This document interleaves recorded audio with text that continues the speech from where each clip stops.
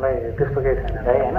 अब त्यही हो अलिकति हामीले अस्ति 7 लाख लगाएको छ, 7 लाखमा 8,70,000को सामान यताउता गरेको छ होइन। अब अरू पैसा चाहिँ हामीलाई 2-2.5 लाखको सामान चाहिँ लिइहाल्नुपर्ने छ।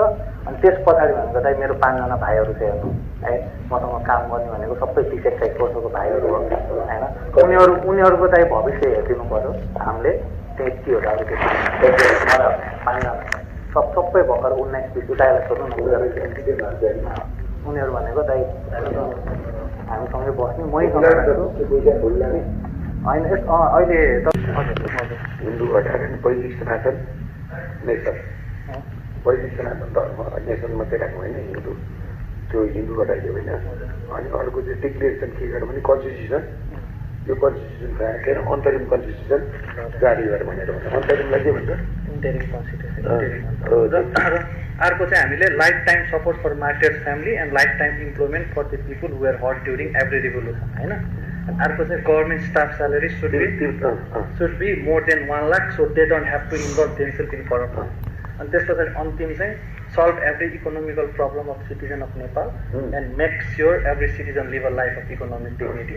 एउटा काम के लेखेर लघु वित्त सहकारी ब्याङ्कको अनि ब्ल्याक लिस्टको पनि हाल्यो त्यति हाल्यो अनि हामीले चाहिँ के दिएको छ भन्दाखेरि चाहिँ nothing can be hidden from us, don't try to test us, यो डाटा विल टर्न इन्टु एसेस, डोन्ट ट्राई भनेको हामीलाई चलाउने काम नगर, सोध्दा पनि नसोध होइन। तिमीहरू ठिक्क के गर्छौ भने तिमीहरूको डाटाको चाहिँ यो चाहिँ कसरी नेपाल सरकारको सबैभन्दा ठुलो पोर्टल भनेको नेसनल ल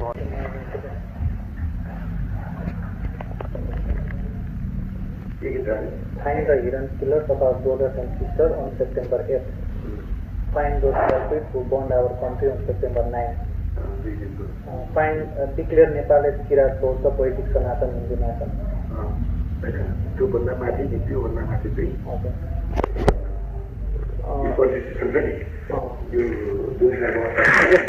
यस्तो गरौँ न त, के भन्छ अरे we want new interim constitution of Nepal 2082 भनेको हामीलाई 2082 को अन्तरिम संविधान चाहियो होइन र, त्यही त भन्दा होइन। त्यो भयो। अनि अरू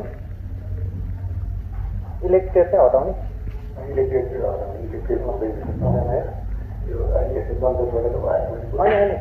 अर्को चाहिँ मैले राख्न खोजेको चाहिँ लाइफ टाइम इम्प्रिजमेन्ट फर करप्सन। यो चाहिँ एउटा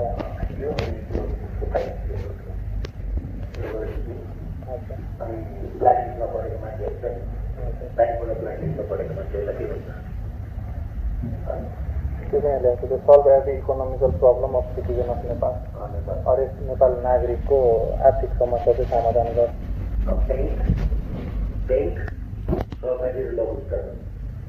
फाइनेन्सियल इन्स्टिट्युसनमा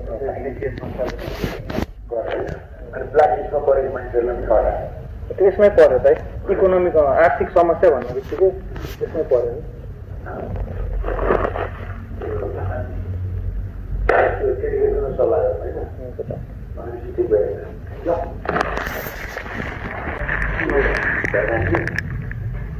हामी दाइ अब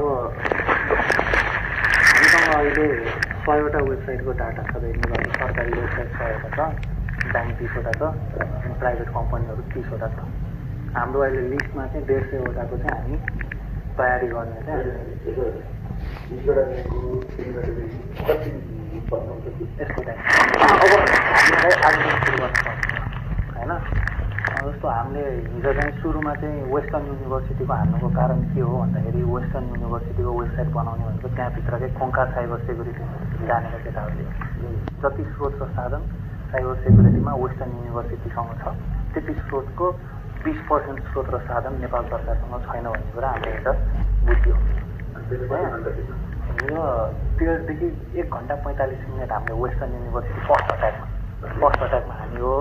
अनि हामीले यता चाहिँ कृषि मन्त्रालयको चाहिँ हामीले 18 घन्टा पछि चाहिँ आफैले सोचेको थियो। अब गऱ्यो भने चाहिँ किन त्यो अतिथिले पङ्गा लिने भनेर 18 घन्टापछि छोडेको छ। अब हामीले एउटा प्लान गऱ्यौँ यिनी सन्देह हामीसँग हेर्नु जस्तो हामीले अहिले प्रायोरिटीमा राखेको होइन यो नेपाल.gov.np नेपालको न्याय 12 बजे एकैचोटि अपलोड हुन्छ। सुरुमा तपाईँको प्रधानमन्त्री र नेसनल हामी हो होइन, अनि त्यस पछाडि लगत्तै बिहान 6 बजे 7 बजेसम्म मान्छे जुरुक्क उठेर हेर्दाखेरि नेपालको डिजिटलबाटै कब्जा गर्छ। प्लानिङ प्लानिङ गर्ने अनि त्यहाँ